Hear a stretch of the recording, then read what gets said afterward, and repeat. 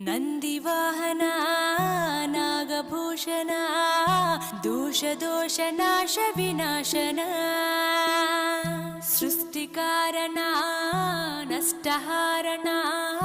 ತಮೋರಜೋ ಸತ್ವಗುಣ ವಿಮೋಚನ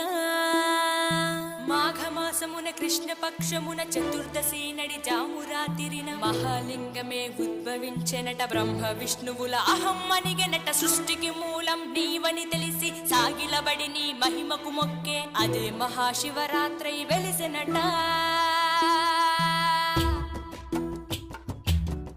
అరే ఓ జంగమా విభూతి లింగమా పక్కన పార్వతమ్మ